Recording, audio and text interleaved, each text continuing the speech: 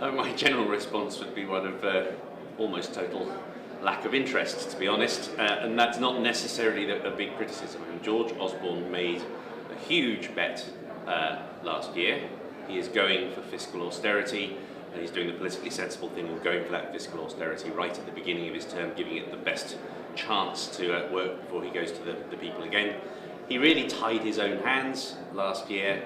The chances that he was going to do anything significant, therefore, were always minimal today, and we shouldn't really criticise him for that. In terms of all he tried to take the opportunity of the budget to make a few political points. I would say, given that one of his professed aims was simplification, he really rather undercut the desire for simplification by his other demand for fairness. He's made things a bit better for the poor and a little bit worse for the rich at the margins, but the lengths he went to make those little marginal changes probably made life a bit more complicated for everybody. So I'm not a particular fan of some of the sort of clever little political manoeuvres he made, but broadly speaking, everything depends on whether he is right on this big, bold strategy to be as austere as he has been, and it's still a year or two before we're going to know whether that's worked out. Well, the market reaction, the North Sea oil tax was a genuine surprise and went down like whatever you want to call it, a lead balloon. Very, very sharp falls for some oil exploration companies.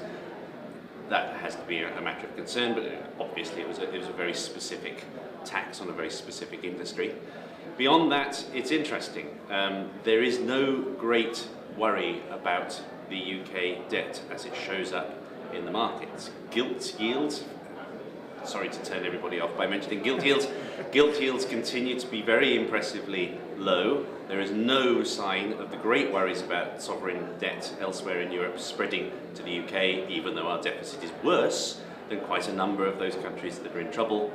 If you look, however, at the pound, that is quite interesting. The pound has been rising strongly, and that's because people think that the Bank of England is going to have to raise rates to deal with inflation.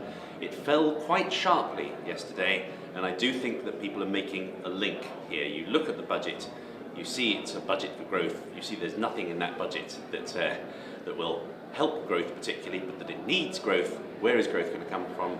Probably from continued lower interest rates from the bank.